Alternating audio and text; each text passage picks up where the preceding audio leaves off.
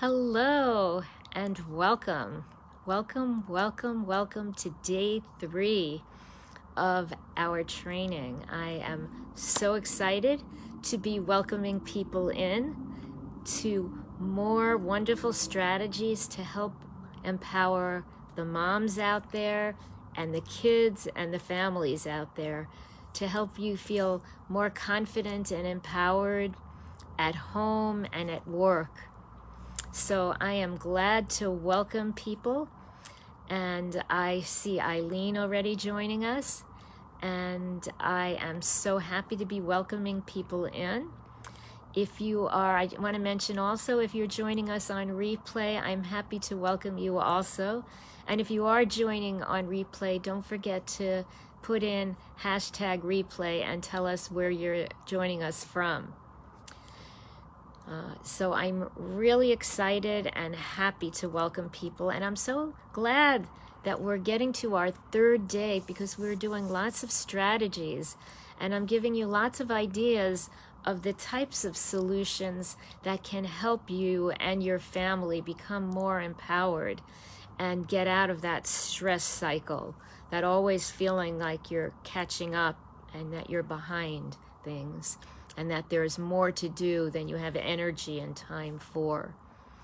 So I'm also glad I've been speaking to some of the mothers in the group already who are excited about having me create a personalized strategy pathway plan for them. So for those of you who have called already, it's really been nice to get to know you. I'm looking forward to getting to know lots of the moms in our group, and it's my pleasure to help you.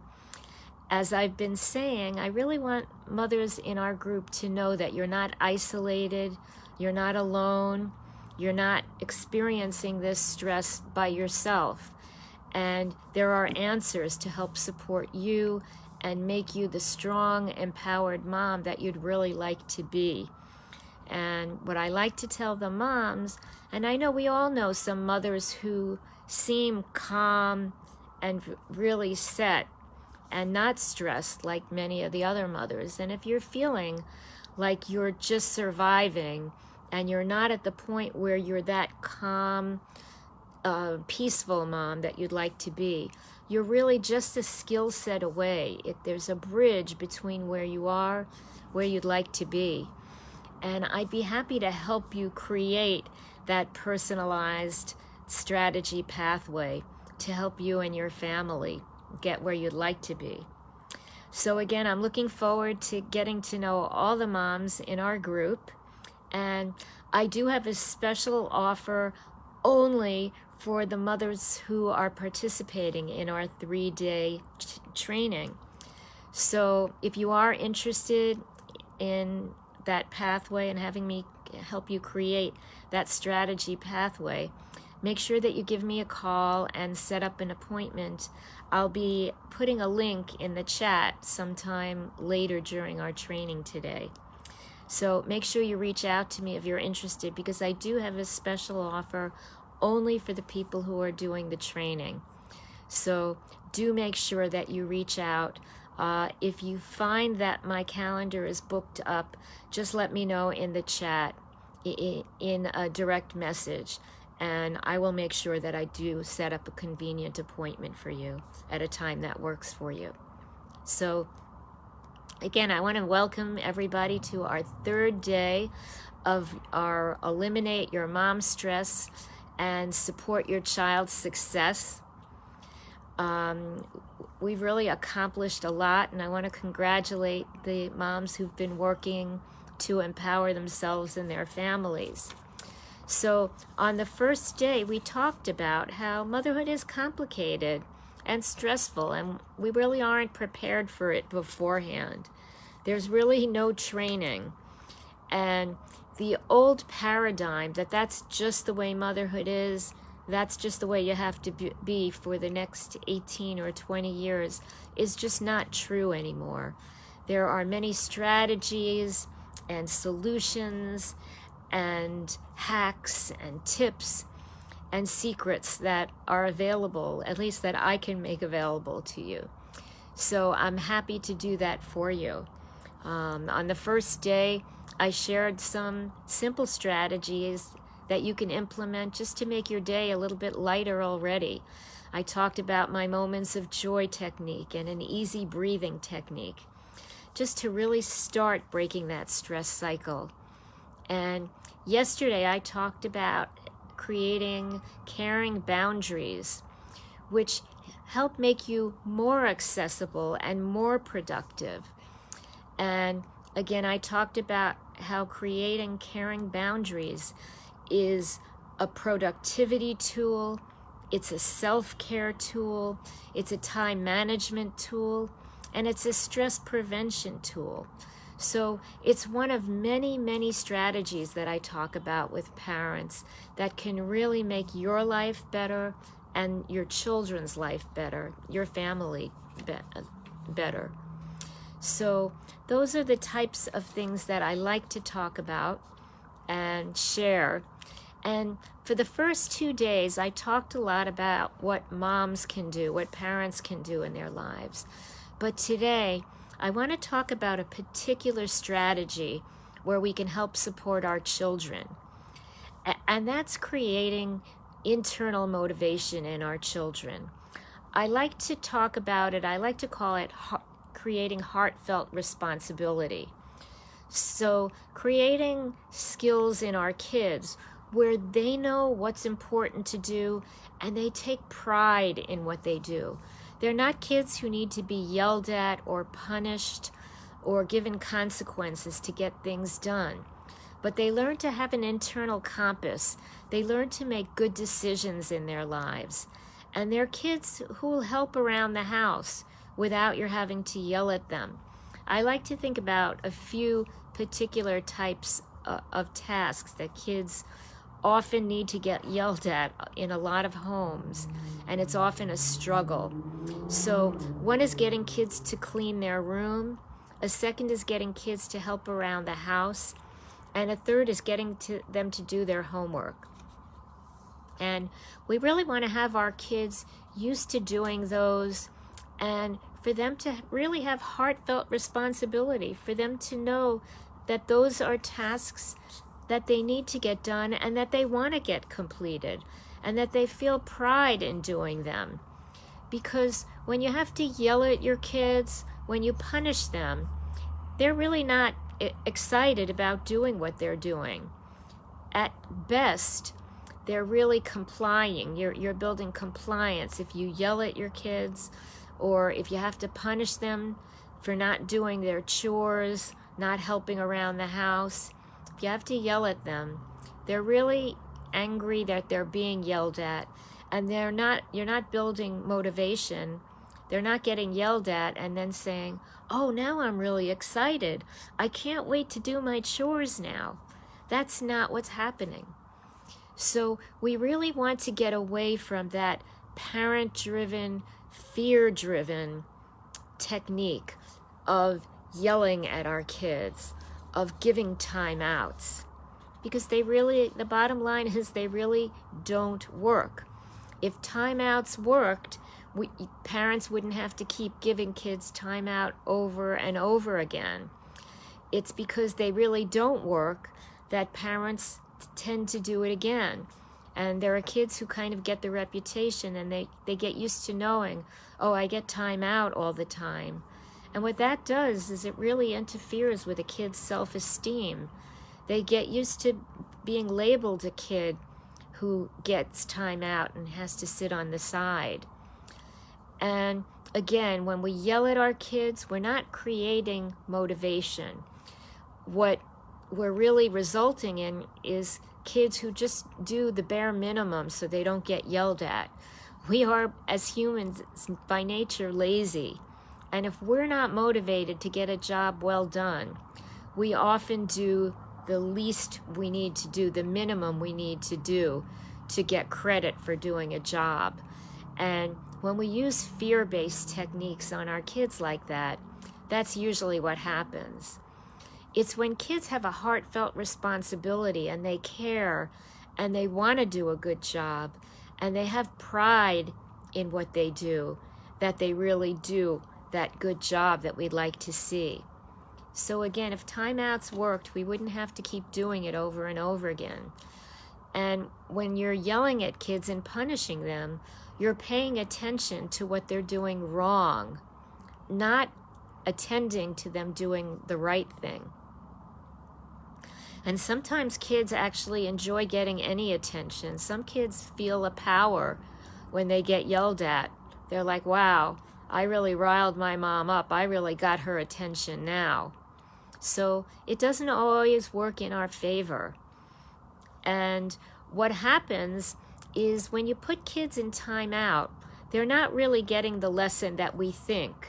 They're not sitting in the corner alone thinking, oh, when I get out of this corner, now I know from now on, I have to clean up everything. I can't wait to clean up the floor in my bedroom. They're not sitting there saying, I can't wait to do a good job. They're sitting there usually bored, just sitting and waiting for their 15 minutes to be over with. They're not learning a positive lesson. And if anything, they just want to get out of there and do the bare minimum so that their mom or whoever will stop yelling at them. It's not a positive way of teaching, of motivating a child, of getting them to have an internal compass where they're making good decisions for themselves. And that's what we'd like to do. So again, punishment, timeouts, and consequences. And again, consequences is just another form of punishment by a prettier word, but it's really a form of punishment. It doesn't create motivated kids. And it doesn't put a child in charge of what needs to be done. Children wait until a parent tells them, go clean your room, go get your homework done. They don't have the internal compass if that's how the system works in a household. It's just them waiting to be told. It's parent directed. And if we really want to help our kids develop into teenagers and adults who are motivated to do the right thing, to do a good job, and to know what has to be done in their lives, the earlier we build that, the better. And we can start building those skills in toddlers. And on the other hand, it's not too late to build it in teenagers. So these strategies work from kids who are any age, from toddlers to teenagers. I even like to say that if you have a toddler, even if they're nonverbal, if they're changing out of their clothes at night into pajamas, they may be nonverbal, but you can take their clothes and have them put their clothing into the laundry basket and show them that they're helping out already. And you can help build their own motivation by giving them experiences where they learn and they're feeling motivation. And that's an example of something that doesn't involve punishment or timeout or consequences. It's a positive experience for a child. So again, punishment and timeout is a parent-driven experience, a parent leadership experience where the kid isn't in charge, they're not developing decision-making skills, and they're not developing their own internal motivation, which is really important. So I want to talk about another common method used by lots of parents, and that's chore charts or giving gold stars or check marks when a kid does their work around the house or their chores. And again, that's another example of external motivation. And at best, what you're building in that case is a child who's motivated to get a gold star or a check mark. It's not the actual task that they're excited to do. It's basically just getting a gold star or a check mark. And the problem with that is that getting a gold star or a check mark wears out after a short period of time. And if they see someday they didn't get a gold star or a check mark, they kind of figure out that wasn't the worst thing. Same thing with a timeout. If they're used to getting timeouts, they just sit in the corner and they get bored for 15 minutes. and they figure it wasn't the worst thing. But what happens? It's empty. It doesn't build the right thing. So we want to stop the fear-based techniques. We want to stop external motivation. We want to build internal motivation. And I'm going to give you a few thoughts, a few ways of how to start building that with your kids. And the first is to catch your child doing a good job and pay attention to them then. Very often kids are used to just getting attention when they do the wrong thing and they get yelled at. But make sure if your child actually does clean up their bedroom or they get their homework done and you didn't have to struggle and bother them, make sure you tell them, wow, you did a good job. You cleaned up your toys really well. I like the way you lined up your little cars. And next time when you want to use them, you're going to be able to find them so easily. And you can even say you must feel really proud of yourself. Or sometimes you don't even have to say that, because you can see on their faces when they see you've noticed it, they really feel proud. So it's a great way to build motivation by attending to your child's good work and helping them build that skill within themselves, helping them build that internal compass, that internal barometer where they take responsibility, they take action, and they have pride in what they do. A second suggestion is make them part of the solution if there's a problem. So I like to suggest, if the morning routine is very rushed, if everybody's in a rush, have a discussion with them. You know, we're always rushing in the morning. What can we do so that we're not in such a rush? And come up with some suggestions, and maybe one idea that either they'll come up with or as a group you can come up with is make sure we have the backpacks packed the night before. Make sure we have our clothing out the night before that we're going to wear in the morning, so that we're more prepared and we're less rushed.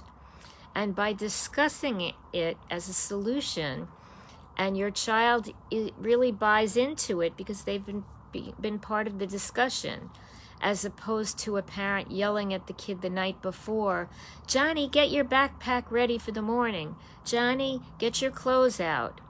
Where they don't really understand the reasoning and they don't have that internal motivation that they would if they understand the reason why.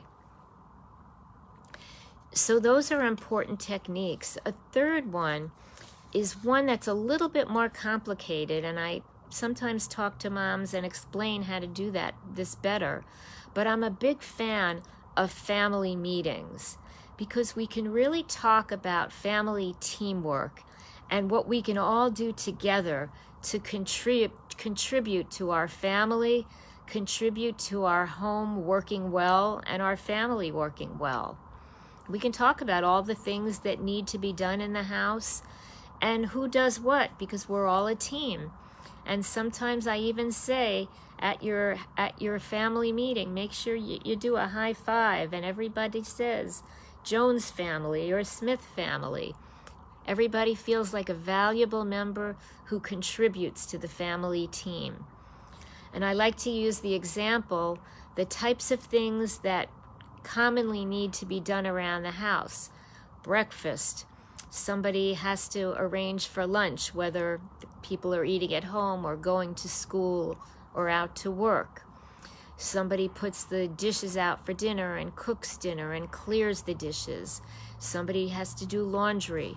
And if it's mom doing everything, then mom is going to be exhausted and doesn't have a lot of energy to share and isn't really a very vibrant role model to the children in the house. And so it's important to really have kids in on the conversation about what goes on in the household and what we can all do and how we can all be proud of supporting each other and contributing to the household. So those are really, really important things that can be done.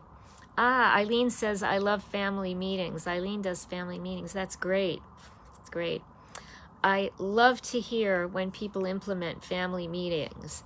And I talk to parents sometimes about how to create your first meeting and your first few meetings to make sure they're successful, because you really want to have an experience that everybody will want to repeat. So there are lots of different techniques you can put into a family meeting.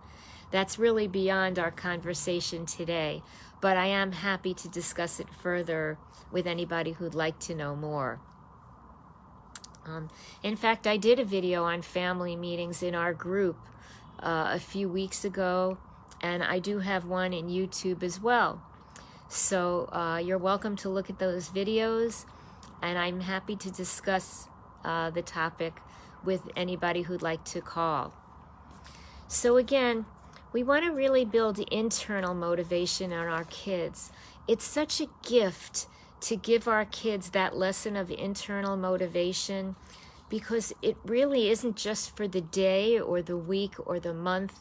It really helps our kids grow up into teenagers and adults who make good decisions, who have an internal compass, an internal barometer in knowing what has to be done and why they need to do a good job. I think it also prepares them when you're doing the punishment and the fear-based techniques. There's always a parent at the head, at the lead, making the decisions, what a child needs to do, when they do it, did they do a good job, and evaluating them. And on the other side, when you build internal motivation, it's a child-powered technique where a child is in charge. Your child is the leader. And I think that's healthier, because you want them to learn to be the leader of their decisions, of what goes on in their life. If they're used to the fear-based techniques, they're used to taking direction from a leader. And then what happens when they're outside of the home environment and there are other typical leaders and there's peer pressure? Who do they listen to? Or are they used to making their own good decisions? So again, this is one of many, many techniques that I help moms and families with. And again, I want to make sure that all the moms out there know that you're not isolated, you're not alone. You don't have to search for strategies. How do I get this done? And why doesn't a book work? Why doesn't a video work? I have it all set up for you, and I can help you create your own personalized strategy pathway to get from where you are to that peaceful, happy, calm motherhood and that happy, peaceful, calm family that you want to have. So if there are any questions, feel free to reach out to me. If you would like to know more about the special offer that I have just for people who've been through this training, feel free to reach out to me. Eileen, if you can put my calendar in the chat, and I'm not sure if you've done that yet, but if you can do that, I think that would be really helpful. Thank you so much, Eileen, so that if there are any parents who'd like to reach out to me and find out about how you might get more information, I'm happy to talk to you. I did look, and I know my calendar is booking up somewhat. So if you get closed out of my appointments, or if you find that there is not a convenient time, feel free to send me a direct message, and we will find a time that works for you. I know my schedule is getting busy there. So again, I hope this 3-day training has been helpful. We've talked about a really small number of the big strategies that are out there that can help make your life and your family's lives simpler, easier, and happier. So I want to congratulate you for going through this 3-day training and thinking about all the ways that you can make a happier life for you and your family. And if you have any questions, if you'd like to talk about that personalized pathway, I'm happy to talk with you, get to know more about what your needs are, and figure out how we can get you moving from here to here. So again, thank you for joining me. I'm looking forward to talking to more of the moms and making a great difference in your lives. Thank you so much for joining me. Oh, Eileen says, this is 100% helpful. Thanks, Dr. Ellen. I am so happy to be helpful and to be contributing to the successful lives of so many families. So again, thank you for joining me. Check back in our group. Oh, I almost forgot to tell you to fill out your workbook questions. See, I almost forgot. There are 2 questions that I have for today in the workbook. 2 small, fast questions. And if you don't have the workbook, the questions will be posted in our main group, in Mother's Ultimate Empowerment Support Network. So you will be able to find the questions there. You can post your answers. And again, it's really important so that other mothers know they're not isolated and alone, and know that we are a group of supportive people together. So again, I'm hoping that these strategies have been helpful to you, and I'm looking forward to getting to know you and helping you again. Thanks for joining me. We'll talk soon.